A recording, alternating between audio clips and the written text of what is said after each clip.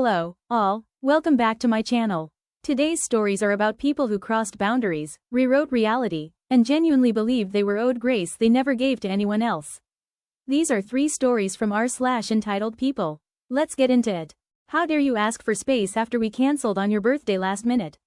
We want to bring the present now. My husband and I host a tabletop game on a semi-regular basis. Until a few months ago, that included Joe and his girlfriend, Carrie. Before I go into what happened, let me give you a little background. My husband and I tried our best to be kind for Joe's sake, but Carrie is a difficult person. She thinks she is entitled to say and do whatever she wants, regardless of the consequences, without comment. At one point, my husband said it's important to consider how our actions affect others, and she responded, "That's your opinion." In the tabletop game we were playing, whenever we started strategizing, her character would get bored and wander off to get attention by doing plot-derailing things like breaking the law in front of the town guards. One way to ensure she brought something up all the time was to say no. She often brought up playing at their house, which was 30 minutes out of the way. She convinced Joe to go on a divorce show with her. No, they've never even been engaged, then kept suggesting my husband and I could also get on TV and make a few $100, and she couldn't understand why we weren't interested. Worst of all, she often made tone-deaf jokes about topics multiple people in the room had trauma with, including reproductive health, rape, and dead dogs, the last one being its own special story. Now, Joe was never the most punctual person in the world, but Carrie magnified that. They asked us to move the game to a weekday evening, so Carrie could have the weekend for her occasional freelance work as a clown. Even with the move, they frequently cancelled with little notice, often because Carrie had whoopsie planned something and forgot to put it on the calendar again. When they did show up, they could be over an hour late, always for very important reasons like she really wanted McDonald's instead of the pizza we'd already ordered. It became such an issue that we moved the start time later. So, naturally, they started arriving later. A couple weeks before my birthday, I texted the group saying I had made plans for the weekends before and after the actual day and invited the group to join either. Joe and Carrie were going to be out of town both weekends, but, at their suggestion, the group planned a low-key game night on my birthday, which was a Tuesday. The Saturday before, Joe cancels. Why? He just remembered he had concert tickets that day. He was sorry. Carrie said, "It's not my fault, I don't even like rock concerts, let's move to Monday." As they knew, hubby and I had limited to no reception over the weekend.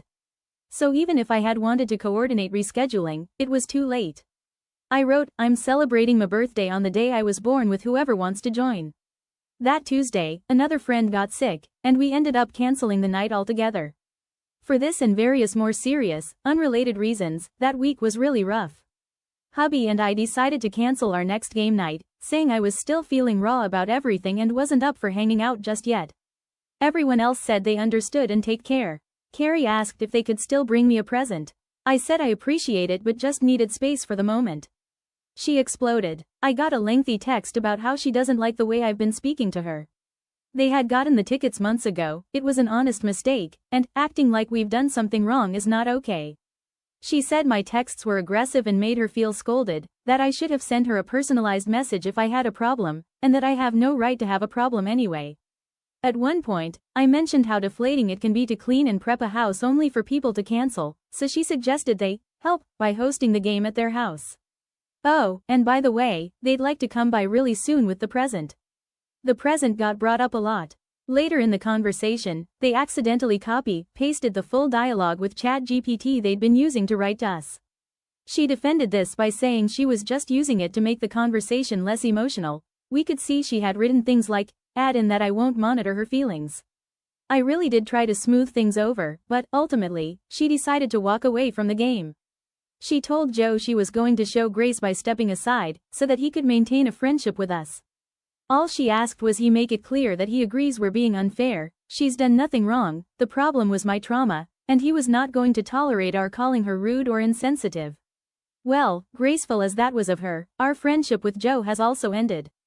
Nothing says entitlement like canceling someone's birthday, refusing accountability, and then demanding access anyway, because you bought a present. Space isn't punishment, it's a boundary. Now let's move on to the next story. You don't know what it's like to be a single mom. I was widowed in my early 30s with 2 kids. I'd been single about 3 years, just stopped wearing the ring a month or 2 before this. I'm at a park play date with a group of moms and there was a friend of the group that didn't know me. Most of what she talked about was how hard it is to be a single mom. At one point she was asking for ideas on logistics of getting her kids to school on time when they go to different schools, as her oldest had just changed from elementary school to junior high and the other was still in 3rd grade. I had dealt with the same issue the year before and tried to offer a solution. She cut me off and said something to the effect of, "It's different for you. You could just ask your husband for help. You don't know how hard it is to be a single mom." She said it super condescendingly, like I was ridiculous for assuming I could understand. She just went on about how hard it was, and I didn't correct her, because what's the point, right? Single mom comes to another playgroup a few weeks later still talking about her troubles. I didn't try to offer advice, but there was a new mom who wasn't at the last group, who also knows me. Single mom is talking about how nobody could possibly understand and the new mom tells her, "I think not, _ a genius understands, since she's been single longer than you." Single mom gets flustered and says she didn't realize, and I'm like it's no big deal. Then single mom tries to be friendly and is saying we should trade babysitting days and help each other with rides, and going on about how great it will be to not pay a babysitter when going on dates. I tell her I'm not dating yet and she tells me how after your husband cheats and leaves you, you have to get right back out there for your self-esteem. New mom overheard and says, "Single mom, she's a widow. She'll date if and when she's ready." At this point I get the idea that new mom does not like single mom. Single mom, not appearing to catch on, says how much harder it is for her because her husband betrayed her and chose to leave her and mine just died. New mom laughed at her and told her that's the stupidest thing she's ever heard and spilled the tea that single mom cheated for years and they were officially separated when her ex-husband started dating again. Single mom goes silent and stares daggers at new mom. I was like, wow, look at the time, see you guys next week. I'm introverted and very low drama, so I did not go back for a few weeks. But I still laugh about it sometimes. There's no competition in pain. And minimizing someone else's loss doesn't make yours more valid, it just makes you cruel. Now let's move on to the final story. My grandfather tried to give away a house he never built, cut out his own son, and now his widow says she can't afford to pay what she legally owes us. Yesterday I got a phone call that perfectly summarizes years of entitlement. A woman I had never personally spoken to before called me and asked if she could pay 250,000 euros instead of 320,000 euros. Calmly, politely, like she was negotiating a discount. She is my grandfather's second wife.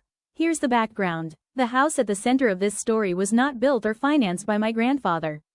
It originally belonged to my great-grandparents on my grandmother's side. They built it themselves and paid for it entirely. It was a multi-family house with 3 apartments, created through decades of work. While they were alive, they made one thing very clear: they wanted the house to stay in the family. My great-grandmother lived in one of the apartments. My grandparents lived directly in the apartment above her. They were physically close. There was daily proximity. This was not a distant family arrangement. My parents divorced when I was 1 year old, but despite that, my sister and I spent a lot of time with my great-grandmother. She was the kindest person I ever knew. When she died, I was 8 years old and my sister was 15. We were old enough for real relationships to exist. Whenever my great-grandmother needed some rest, we were sent upstairs to my grandparents. But in reality, that only worked on paper. About 85% of the time, I was sent back downstairs almost immediately, while my sister was placed in front of the television. We were not welcomed, just managed. The moment my great-grandmother died, my paternal grandparents cut off all contact with us. Immediately. No explanation. No gradual distancing. Just silence. My grandfather lived rent-free his entire adult life in that house. He never built it. He never financed it. He never passed anything forward. He cheated on my grandmother constantly, worked as a taxi driver, spent his time in a small garden outside the city, and treated his own family like an inconvenience. He hated his own son, my father. A few years before his death, after my grandmother had already passed away, my grandfather married a Ukrainian refugee who was 40 years younger than him and had 4 children. Then came his plan. He officially restructured the house from 3 apartments into 2, gifted one part to his new wife and sold the other part to her as well. The intention was obvious: to transfer the entire property to her and make sure his own son received nothing. He even re-established contact with my father for exactly one reason: to pressure him into giving up his remaining 6% share of the house.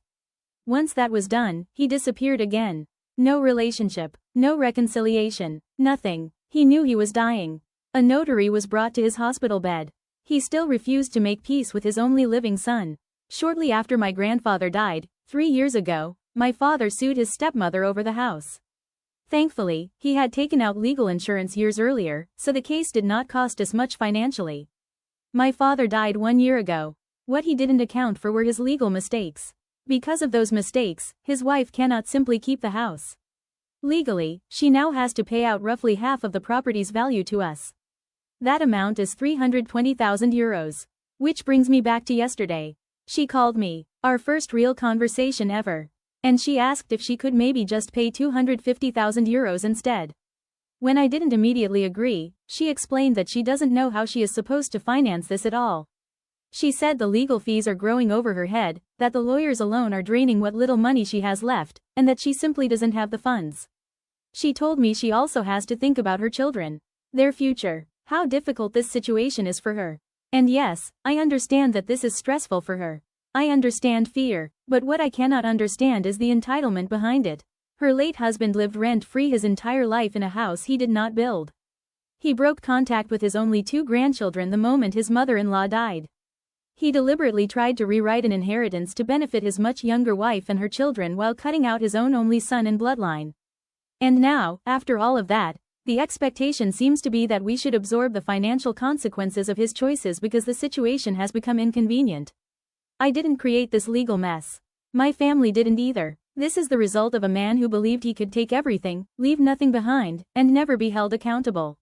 I am so glad he didn't get his will. This guy was such a horrible selfish person. Here is another reason why I cannot describe my grandfather as anything other than deeply disturbed.